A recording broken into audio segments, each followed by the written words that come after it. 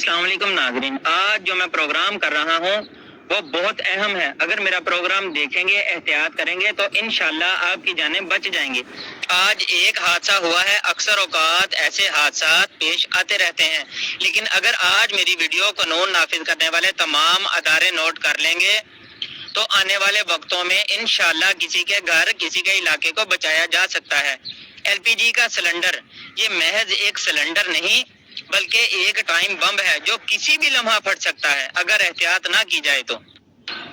Gas cylinder की गैर कानूनी एलपीजी सप्लाई और गैर मेयारी जखीरा अंदोजी ने सैकड़ों कीमती जानें निगल ली। आए दिनों खबरों में धमाकों, आग लगने और घरों को उजड़ने की दास्तानें सुनने को मिलती हैं, मगर सवाल ये है कि आखिर कब तक हम लापरवाही की भेंट चढ़ते रहेंगे। हम हुकूमत, ज़िली इंतजामिया और कानून नाफिज करने वाले तमाम अदारों से अपील करते हैं कि गैर कानूनी एलपीजी फरोख्त करना, बगैर लाइसेंस सप्लाई और हिफाजती इकदाम की खिलाफ वर्जी करने वाले के खिलाफ सख्त कार्रवाई की जाए। अच्छा सर, ये कैसे वाक़या पेश आया, ये क्या हुआ?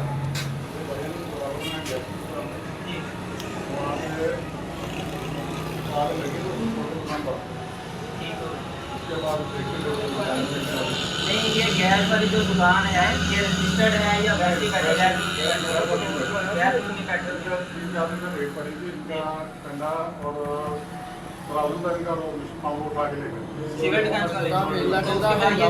सिविल लेके आए या लेके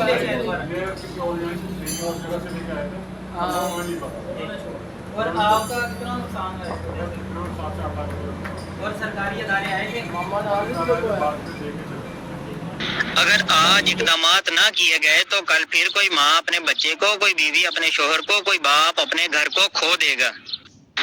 अपनी आवाज उठाएं, अपनी जानें बचाएं। एलपीजी के इस्तेमाल से एहतियात करें और कानून का साथ दें। देखते रहें प्रोग्राम जुर्म की पकड़, पीपीसीआई न्यूज एचडी अपने एंकर इजाजुल हसन के साथ। अब तक के लिए इजाजत चाहता हूँ, अगले प्रोग्राम पर इंशाल्लाह फिर मिलेंगे। अपना ख्याल रखिएगा। खुदा हाफिज।